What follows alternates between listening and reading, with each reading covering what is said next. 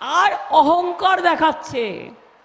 এত বড় সাহস, আমরা নাকি সব কয়লা চোর। আমি বলি, ওরে কয়লার বড় প্রধানমন্ত্রী তুই, তোর কয়লা তোর ডিপার্টমেন্ট, তোর গভর্নমেন্টের ডিপার্টমেন্ট, কোল ইন্ডিয়া, কোল মিনিস্ট্রি আমাদের হাতে নেই।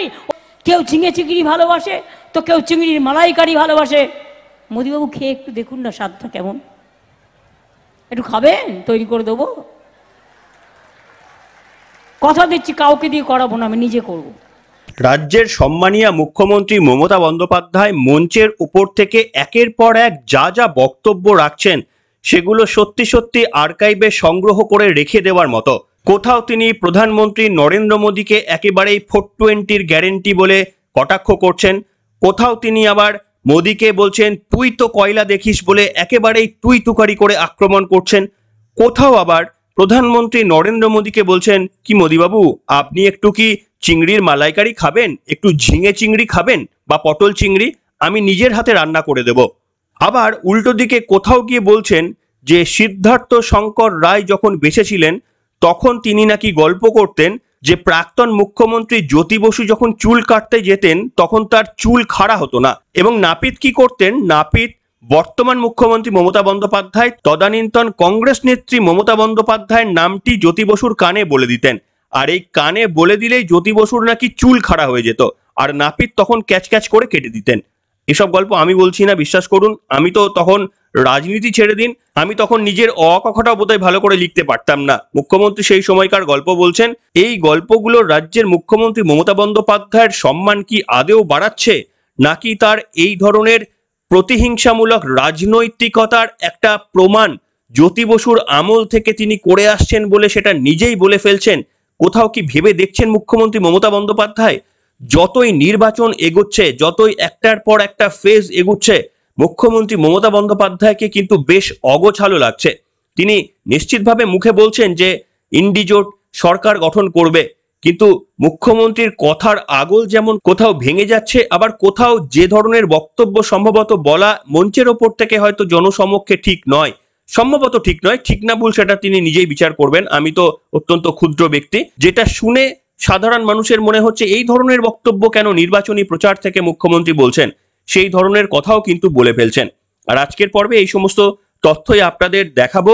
এটাকে আপনারা কি বলবেন যে নির্বাচনের পরাজয় আসন্ন দেখেই কি মুখ্যমন্ত্রীর এইভাবে কথাবার্তা এলোমেলো হয়ে যাচ্ছে, কোথাও একেবারে মাত্রা ছাড়া আক্রমণ করে বসছেন, আবার কোথাও আবার আবেগে ভেসে পড়ছেন? এটা কিসের লক্ষণ আপনারা লিখে জানাতে পারেন পর্বটি পুরোটা শোনার পর। নমস্কার, ওয়েলকাম টু সিম্পল এবিসি। আপনাদের সকলকে স্বাগত জানিয়ে শুরু করছি আজকের বিশেষ খবর। আপনাদের তো মনে রয়েছে গতকাল আমি দেখিয়েছিলাম মুখ্যমন্ত্রী মমতা বন্দ্যোপাধ্যায় রাজনৈতিক সভামঞ্চ থেকে যেভাবে আক্রমণ করেছিলেন, কোথাও গিয়ে মনে হচ্ছিল যেন রাজনৈতিক ম্যাচটা বোধহয় হাতের বাইরে থেকে বেরিয়ে যাচ্ছে। একেবারেই তুই তুকারি থেকে মোদির গ্যারেন্টিকে 420 বলা। কি বলেছিলেন ছোট্ট করে শোনাবো, আর তারপরে মুখ্যমন্ত্রী গতদিনে কি বললেন সেটাও শোনাবো। দুটো ইন্টারেস্টিং। আগে শুনুন গত পরশু কি বলেছিলেন। আজ থেকে বলবেন 420-র গ্যারেন্টি। ওয়ার্ড পেয়ে গেলাম, বলতে বলতে এসে গেল, আগে ওয়ার্ডটা মাথায় ছিল না। 420-র গ্যারেন্টি। আর অহংকার দেখাচ্ছে। এত বড় সাহস, আমরা নাকি সব কয়লা চোর। আমি বলি, ওরে কয়লার বড় প্রধানমন্ত্রী তুই, তোর কয়লা তোর ডিপার্টমেন্ট, তোর গভর্নমেন্টের ডিপার্টমেন্ট, কোল ইন্ডিয়া, কোল মিনিস্ট্রি আমাদের হাতে নেই, ওটা তোমাদের হাতে। দেখলেন এইভাবে কড়া ভাষায় যাকে আক্রমণ করছেন, যাকে তীব্র তুই তুকারি করে বলছেন দেশের প্রধানমন্ত্রীকে করা যায় না। তাও আপনাদের বলেছিলাম ওই কথাটাকে যদি বাদ দেন তাহলে ভাবতে পারেন যে এই ঘটনাটা কিন্তু একটা হতাশার লক্ষণ। এরপরে দেখুন গতকাল মুখ্যমন্ত্রী মমতা বন্দ্যোপাধ্যায় কিন্তু সেই অর্থে ওই আক্রমণের পথে যাননি। তিনি বক্তব্যগুলো বলেছেন, কিন্তু গত পরশুর সম্ভবত যে আক্রমণ তিনি করেছিলেন, যেটা রাজ্য জুড়ে হয়তো ভাইরাল হয়ে গিয়েছিল তার বক্তব্য, সম্ভবত পিকে বা তার কোনো পরামর্শদাতা হয়তো তাকে বলেছেন যে এইভাবে হতাশা বেরিয়ে গেলে সামনের দিনের নির্বাচনে ভরাডুবি আসন্ন। আমি জানি না, আমার কাছে কোনো তথ্য নেই, আমি জাস্ট আপনাদের গেস করছি। সেই কারণেই কিনা জানি না মুখ্যমন্ত্রী গতদিনে অনেকটাই নরম ছিলেন। আর এই নরম হতে গিয়ে তিনি বলছেন মোদিবাবুকে যে আপনি কি চিংড়ির মালাইকারি খাবেন, নাকি আপনি পটল চিংড়ি খাবেন, নাকি আপনি ঝিঙে চিংড়ি খাবেন, কোনো চিন্তা নেই, এগুলো নাকি দারুণ স্বাদ, আর তিনি নাকি নিজেই তৈরি করে দেবেন, অর্থাৎ মুখ্যমন্ত্রী মমতা বন্দ্যোপাধ্যায় নিজেই প্রধানমন্ত্রী নরেন্দ্র মোদীর জন্য বানিয়ে দেবেন। যে মমতা বন্দ্যোপাধ্যায় একদিন আগে তুই তুকারি করছিলেন, 420 বলছিলেন, আর ঠিক একদিন পরই বলছেন যে তার জন্য নাকি চিংড়ির মালাইকারি বানিয়ে দেবেন। কি বলেছিলেন মুখ্যমন্ত্রী শুনুন। ধোকলা ভালোবাসে, কেউ ধোসা ভালোবাসে, কেউ ইডলি ভালোবাসে, কেউ পরোটা ভালোবাসে, কেউ রুটি ভালোবাসে, কেউ ভাত ভালোবাসে, কেউ বিরিয়ানি ভালোবাসে, কেউ চিংড়ি পটল ভালোবাসে, কেউ ঝিঙে চিংড়ি ভালোবাসে, তো কেউ চিংড়ির মালাইকারি ভালোবাসে। মোদিবাবু খেয়ে একটু দেখুন না স্বাদটা কেমন, একটু খাবেন, তৈরি করে দেবো। কথা দিচ্ছি কাউকে দিয়ে করাবো না, আমি নিজে করব। আমি ছোটবেলা থেকে রান্না করে এসেছি, আমি রান্না জানি। এটা গেল বক্তব্য। এতটা কেন অগোছালো লাগছে বলুন তো রাজ্যের মাননীয় মুখ্যমন্ত্রীকে? তিনি কিন্তু রাজনীতিতে গোটা দেশের নিরিখে একজন প্রমুখ মুখ। সেটা আপনারা বিরোধিতা করেন, আপনারা সমর্থন করেন, যা কিছু করতে পারেন, কিন্তু মুখ্যমন্ত্রী মমতা বন্দ্যোপাধ্যায়ের রাজনৈতিক জ্ঞান নিয়ে এখনো পর্যন্ত প্রশ্ন করার দৃষ্টতা আমাদের ছাড়ুন বড় বড় নেতাদের হয় না। কিন্তু সেই মুখ্যমন্ত্রীকে এবারে কিন্তু বেশ অগোছালো লাগছে। একটি বক্তব্য তিনি হঠাৎ করে মঞ্চের ওপর থেকে বলে বসলেন। কি সেই বক্তব্য? তিনি বলছেন, যখন সিদ্ধার্থ শঙ্কর রায় বেঁচে ছিলেন তখন তিনি নাকি একটি গল্প বলতেন। গল্পটি হচ্ছে জ্যোতি বসুর চুল কাটার গল্প। জ্যোতি বসু যখন চুল কাটতে যেতেন তখন নাকি তার চুল খাড়া হতো না, আর তার চুল খাড়া করার জন্য তার যে নাপিত ছিল মমতা বন্দ্যোপাধ্যায়ের নামটি কানে কানে বলে দিতেন, আর মমতা বন্দ্যোপাধ্যায়ের নাম শুনে নাকি জ্যোতি বসুর চুল খাড়া হয়ে যেত, আর নাপিত নাকি তখন চুলটা কাটতে পারতেন, কাটা সহজ হয়ে যেত। কি বলেছিলেন মুখ্যমন্ত্রী মমতা বন্দ্যোপাধ্যায়, একজন রাজনৈতিকবিদ, সম্মানীয় মুখ্যমন্ত্রী, তিনি কি বলছেন আপনারাই শুনুন। শঙ্কর রায় যখন বেঁচে ছিলেন মিটিংয়ে দাঁড়িয়ে দাঁড়িয়ে বলতেন, আমি আজকে তার একটা কথা স্মরণ করি, যদিও নিজের কথা নিজে বলা উচিত নয়। তখন জ্যোতিবাবুর রাজত্ব, তো মানুদা প্রায় বলছে জ্যোতি বসু প্রায় প্রায় চুল কাটতে যেতেই পারেন, এটা নিত্য কাজের মধ্যে পড়ে। তো চুলটা কিছুতেই আর উঠতো না, এই তুলে করতে হয় না, কাটতে হয়, ছুরি দিয়ে তুলতে হয়, চিরুনি দিয়ে। তো জ্যোতিবাবুকে নাপিত করতো কি, জ্যোতিবাবু যে নাপিত ছিলেন তিনি শুধু কানের কাছে বলতেন মমতা মমতা মমতা, আর চুলটা খাড়া হয়ে যেত, আর নাপিত তাড়াতাড়ি করে চুল কেটে দিত। এই গল্পটা মানুদা বলতেন।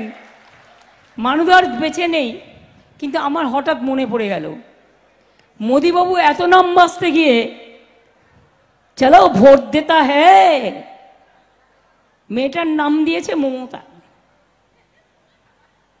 ভোট দিতে যাবে না, মোদিবাবু আমাদের জল দিয়েছে, আর জল দিয়েছে না হাতি দিয়েছে।